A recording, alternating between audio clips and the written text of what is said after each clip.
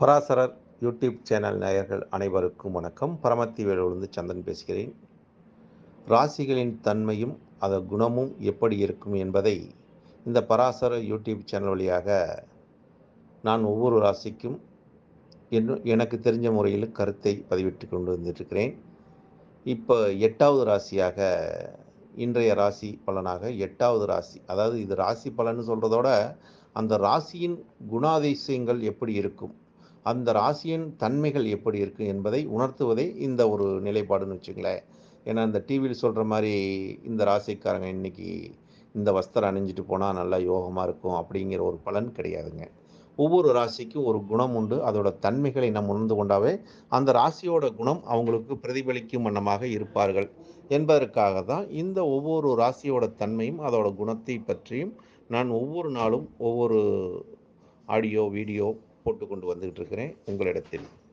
இன்றைய ராசியாக விருச்சக ராசி. இந்த விருச்சகம் என்பது தேள் சின்னத்தை குறிக்கக்கூடிய ஒரு ராசி. விருச்சகம் என்னோட விஷங்கள் இந்த ராசியில் அதிகமாக விஷ சந்துகள் என்று சொல்லக்கூடிய தேள். ஏன்னா தேளுங்கிற ஒரு ஜந்து தன் எத்தனை குட்டிகளை ஈன்றெடுத்தாலும் அதே கொன்று விடுமாம் அப்படிங்கிற ஒரு நிலைப்பாடெலாம் இருக்குது. ஏன்னா அதுக்கு அந்த ஒரு குணம் உண்டு அப்படிங்கிற ஒரு தன்மை. அதனால தான் அது விஷராசி என்று சொல்கிறாங்க. அப்போ இந்த ராசியோட தன்மை என்று பார்க்க விருட்சகம். விருட்சகம் என்றாவே நம்ம விருட்சகம்னா எதை சொல்லுவோம்? விருட்சகம்னா ஒரு மரத்தை சொல்லுவோம். விருட்சகம் நல்லா வளர்ந்துருக்குது அப்படின்னு. இது அந்த தன்மையும் இதுக்கு உண்டு. பல பல மாதிரி, அதாவது பல விஷயத்தை ஆராய்ச்சி பண்ணக்கூடிய தன்மை, பல நிலையில் வாழக்கூடிய தன்மை, பல நிலைகளோட உணரக்கூடிய தன்மை இந்த ராசிக்கு மட்டும்தாங்க உண்டு. மற்ற ராசியோட இந்த ராசிக்கு அனைத்து நிலைப்பாட்டையும் உணர்ந்து கொள்ளக்கூடிய ஒரு நிலைப்பாடு உண்டுன்னு வச்சுங்களேன். அப்போ இந்த ராசியோட தன்மை என்று பார்க்கும்போது இது ஒரு நீர் ராசி. இது ஒரு நீர் ராசி. இது ஒரு பெண் ராசி. இது ஒரு ஸ்திரமான ராசி வேற. ஸ்திரமான ராசி, அதாவது ஒரு கொள்கை உடைய ராசியாக இருக்கு. எவ்வளோதான் கற்றுக்கிட்டாலும் தான் இப்படித்தான் இருப்போம் அப்படின்னு கொள்கை மனப்போடு நடந்து கொள்ளக்கூடிய ஒரு ராசி இந்த ராசி தான். இந்த ராசிக்கு அதிபதியாக வரக்கூடியவர் செவ்வாய் பகவான் தான் அதிபதியாக வருகிறார். இந்த ராசிக்கு உச்சமாகக்கூடிய கிரகம் பார்த்தீங்கன்னா கேதுவு கொடுத்துருக்காங்க. ஏன்னா கேதுவுக்குள்ள சொந்த வீடே இல்லைன்னு சொல்கிறோம். ஆனால் இந்த மறைமுகமான ஒரு ராசியாக வரக்கூடியது காலதேவனுக்கு 8வது ராசி இந்த ராசி விருச்சகம்.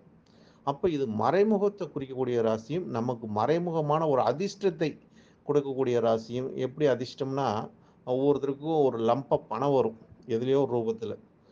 ஒருத்தருக்கு லாட் ஷீட்டில் வரலாம், ஒருத்தருக்கு ஏதோ ஒரு மூலியமா ஒரு நிலத்தை விற்று பணம் வரலாம். அப்படி இந்த மாதிரி ஒரு எதிர்பாராத கிடைக்கக்கூடிய ஒரு அதிர்ஷ்டம் இந்த விருச்சக ராசிக்கு உண்டு. இந்த ராசியோட குணாதிசயங்கள் அதை பிரதிபலிக்கும்னு வச்சுங்களேன். அப்போ இந்த ராசியோட ஒரு தன்மை செவ்வாயாக இருக்கிறதுனால இந்த செவ்வாய் தான் பூமிக்கு அதிபதின்னு நம்ம சொல்கிறோம், பூமி காரகன் என்று சொல்கிறோம். அந்த ஒரு நிலைப்பாடு நமக்கு தெரிஞ்சுக்கலாம். ஆனால் இந்த ராசியோட தன்மையை பார்க்கும்போது, இது குணத்தை பார்க்கும்போது, இது மறைமுகமான ஒரு ராசி. மறைமுக விஷயத்தை அதிகமாக சேகரித்து வைத்து கொள்ளும் இந்த ராசி. வெளியே அவுட்புட் பண்ணுறது ரொம்ப லேட்டாக பண்ணணும்னு வச்சுங்களேன், அவ்வளோதான்.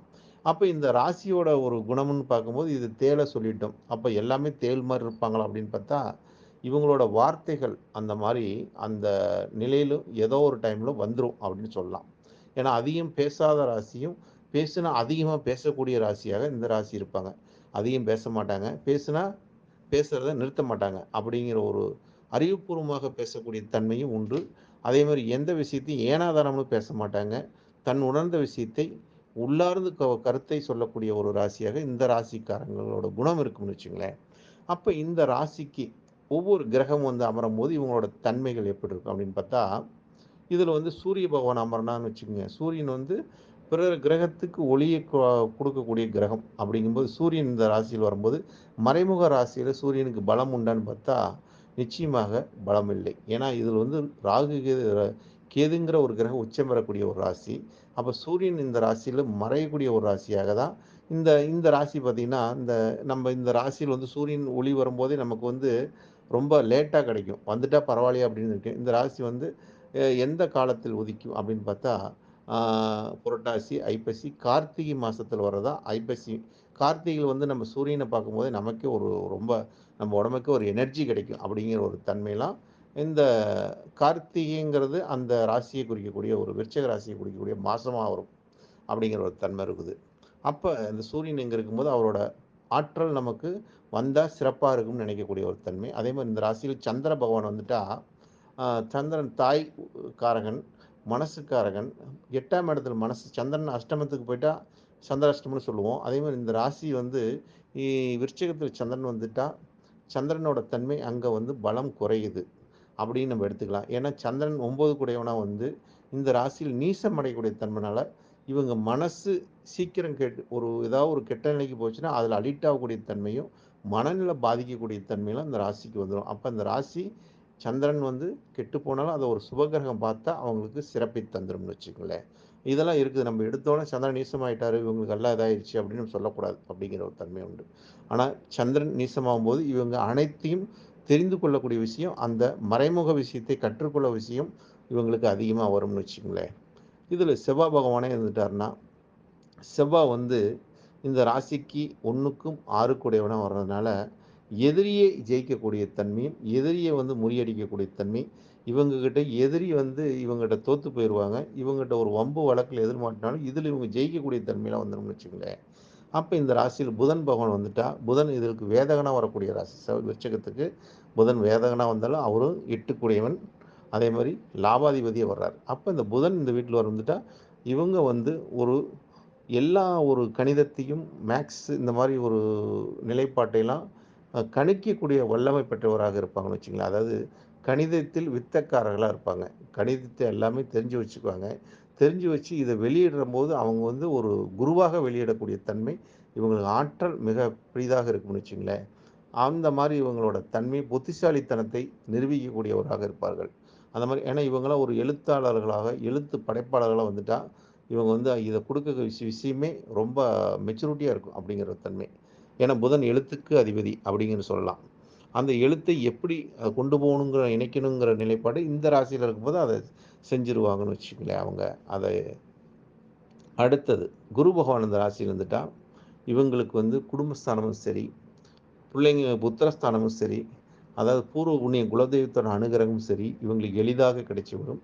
அதேமாதிரி குரு பகவான் இந்த ராசிக்கு ஒரு நட்பு கிரகமா வர்றதுனால, குருவோட ஒரு ஆற்றல் இவங்களுக்கு நல்ல நிலையிலிருந்து இவங்க வந்து ஒரு குருவாக செயல்படக்கூடிய தன்மையும், பிறர் மாணவர்களை உருவாக்கக்கூடிய தன்மையும், பிறருக்கு ஒரு இவங்க வாக்கு மூலியமாக தனத்தை சம்பாதிக்கக்கூடிய தன்மையும், வாக்க பிரயோகம் பண்ணி ஜெயிக்கக்கூடியவராக இருப்பார்கள்னு வச்சுங்களேன். அப்ப அடுத்து சுக்கிரன் இந்த ராசிக்கு வந்துட்டா 7ஆம் அதிபதி, 12ஆம் அதிபதி வர்றார். செவ்வாய் வீட்ல சுக்கிரன் இருந்துட்டா, இவங்களுக்கு பெண்களோட ஒரு வைப்ரேஷன் தன்மை, ஈர்ப்பு தன்மை அதிக அளவில் இருக்கும்னு வச்சுக்கங்களேன். பெண்களால் இவங்க முன்னேற்றம் அடையக்கூடிய தன்மை, பெண்களால் ஆதாயம் அடையக்கூடிய தன்மையும் இந்த ராசிக்கு எளிதாக கிடைத்துவிடும். அடுத்தது இந்த ராசிக்கு சுக்கிரனுக்கு அடுத்து சனி பகவான். சனி பகவான் இந்த ராசியில வந்துட்டா, விருச்சிகத்தில சனி பகவான் வந்துட்டா, நிச்சயமா சகோதர உறவிலெல்லாம் ஒரு விரிசலை குடுத்துருங்க. சகோதரனோட அந்யோன்யத்தை குடுக்காம, இந்த ராசியில வந்து செவ்வாய் பகவான் வீட்ல சனி பகவான் வந்துட்டா, நிச்சயமா இவங்களுக்கு ஒரு பகை உணர்வையும், ஒரு ஒற்றுமை இல்லாத தன்மையும், இவங்களுக்கு ஒரு கசப்பான ஒரு நிலைப்பாட்டை குடுத்து கொண்டே இருக்கும். அதில வந்து ரொம்ப அவங்க வந்து எல்லா கஷ்டத்தையும் உணர்ந்து வாழணுங்கிற ஒரு நிலைப்பாடு இருக்கும்.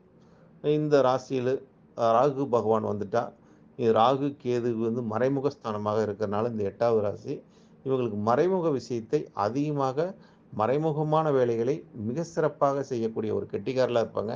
இவங்க ரகசியத்துறை, இந்த மாரி ஒரு ரகசிய போலீஸ், இந்த சிஐடி இந்த மாரி இருக்கிறவங்கலாம், இந்த துறையிலிருந்து அதாவது ஒரு ரகசிய காப்பாளர்களாக இருப்பார்கள்னு வச்சுங்களேன். சிஐடி துறை, இந்த மாரி துறையில இருக்கலாம்.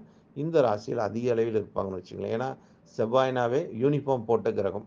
யூனிஃபார்ம் போட்ட வேலை செய்வாங்க அப்படிங்கிற இந்த ராசியில இருக்கிறவங்களுக்கு அது மேலோங்கி இருக்கும் என்ற ஒரு கருத்தை முன்வைத்து, இந்த பராசர யூடியூப் சேனல் வழியாக 8வது ராசிக்கு, விருச்சிக ராசிக்கு இதோட குணத்தின் தன்மையும், அந்த ராசியின் தன்மையும் எப்படி இருக்கும் என்பதை நான் உணர்ந்த ஒரு நிலைப்பாட்டை உங்களுக்கு சொல்லியுள்ளேன் நண்பர்களே.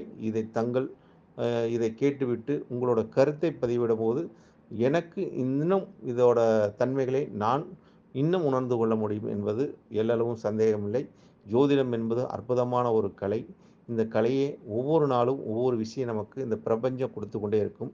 அந்த பிரபஞ்சத்து வழியாக நாம் கற்ற கலையை பிறருக்கு அதை கொடுத்து கொண்டு இருக்கின்றபோது நமக்கு நிறைய கிடைக்கும் என்பதற்காக இந்த வீடியோவை உங்களிடத்தில் பதிவிடுகிறேன் நண்பர்களே. நன்றி, வணக்கம். வாழ்க வளமுடன். பிரமத்தி வேலுடன் சந்திரன். மீண்டும் சந்திப்போம். வாழ்க வளமுடன்.